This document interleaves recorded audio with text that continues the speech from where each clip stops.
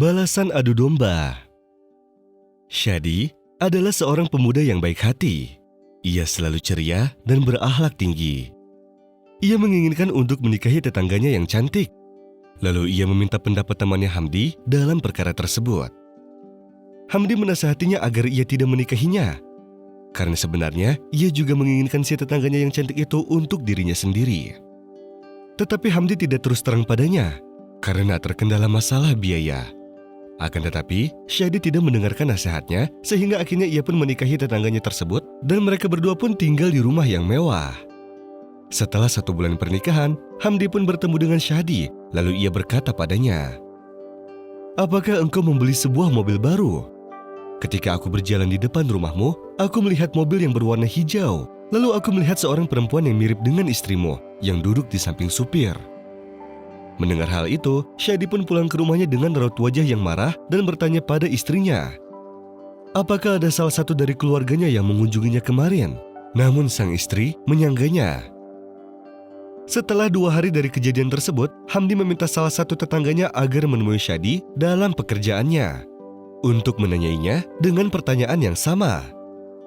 Akhirnya si tetangga pun bertanya pada Shadi, apakah ia baru saja membeli mobil baru yang berwarna hitam, karena ia baru saja melihat mobil hitam di dekat rumah Shadi, dan di dalamnya ada wanita yang mirip dengan istrinya yang sedang duduk di samping supir yang sedang bermesraan.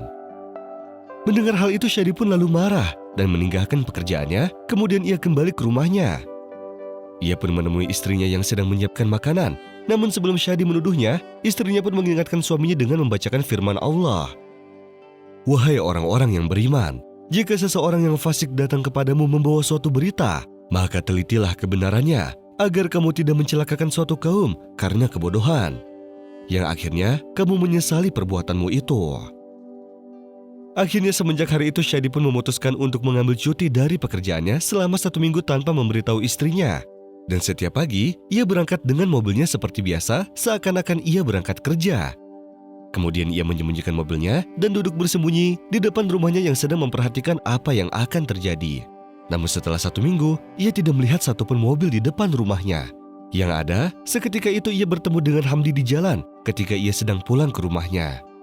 Lalu ia mendengar bahwa orang yang sedang berbincang di depan rumah Hamdi sedang merencanakan sesuatu mengenai istrinya. Sehingga Shadi yang melihatnya pun marah kepadanya, seraya berkata, "Engkau telah melakukan adu domba, wahai Hamdi, dan engkau telah memfitnah seorang wanita muslimah.